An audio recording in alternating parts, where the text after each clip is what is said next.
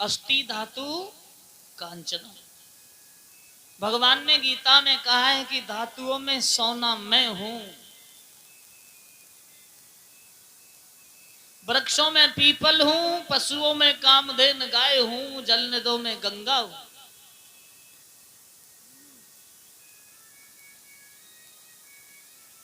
इतने शब्द जब कहे, आप अंदाजा लगा लीजिए, कुछ सोच रहे होंगे कि अगर सोना स्वयं भगवान है तो भगवान का ऊपर कभी कली का वास नहीं हो सकता। ये सोना भी दो प्रकार का होता है।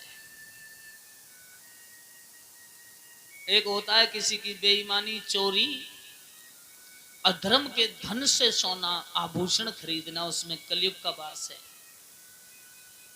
एक होता है मेहनत से कमा करके सोने का आभूषण खरीदना, उसमें परमात्मा का वास है।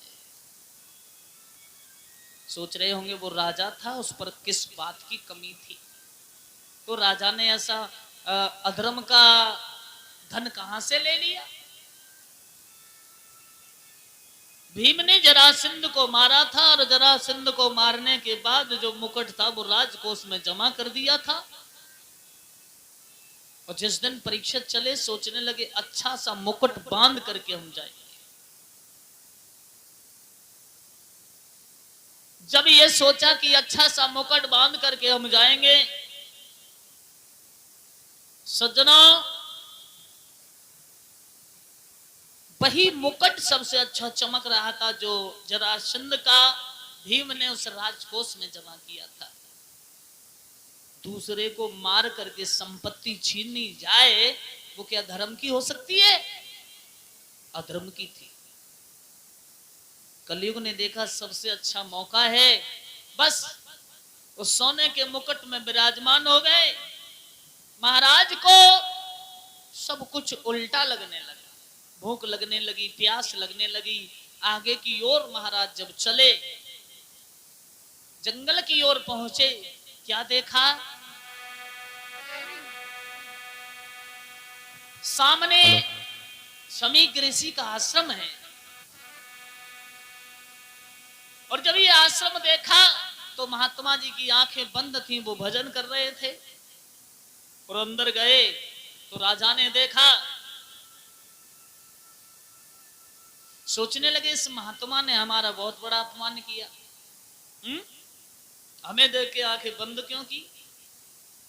लेकिन वो तो भजन कर रहे थे, लेकिन राजा की बुद्धि पर कलयुग बैठा था, इसलिए राजा को कुछ अच्छा नहीं लग रहा था। कि हम काने नहीं, करूप नहीं, और पृथ्वी पर निसंतान नहीं।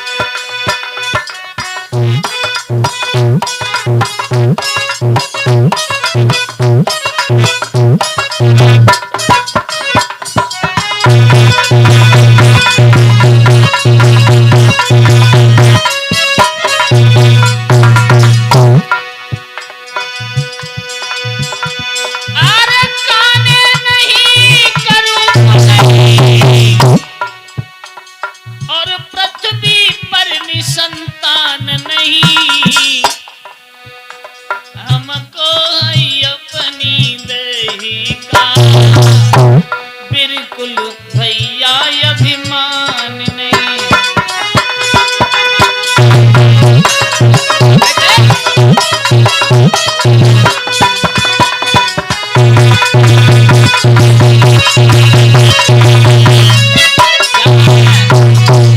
जवाब दिया, आंखें बंद की जाती हैं कि निसंतानहीन हो। अरे हम तो संतों का सम्मान करने वाले, अपने से बड़े का आदर करने वाले, लेकिन महात्मा ने हमें देख करके आंखें बंद क्यों की?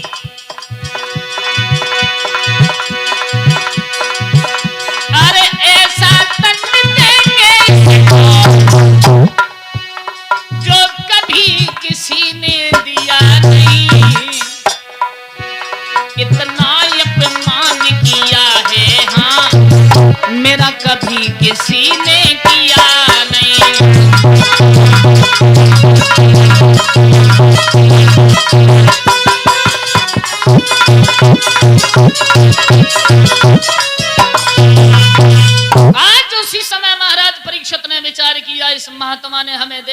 बंद की हैं, इतना अपमान इसने हमारा किया, कभी हमारा किसी ने नहीं किया। आज हम इसको ऐसा दंड देंगे जो कभी किसी ने किसी को नहीं दिया हुआ। सज्जनों, चारों तरफ को देखा, एक मरा हुआ सर्प पड़ा है, धनुष की नोक से वो सर्प उठाया।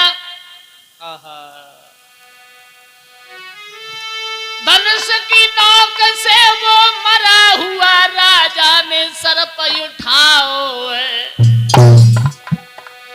मेरे दादा कहाँ तक बतला बे मजुकाल सी सपेटा।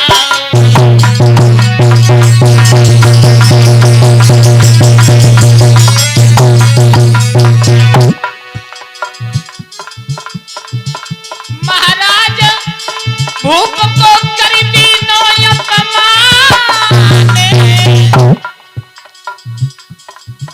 अरे सर्प डारी दो माई संत को भूप को बिसरी गो ज्ञान। भैया भरी घोड़ा बयस बार भूप हतिनापुर राजा भव घोड़ा बयस बार आज हतिनापुर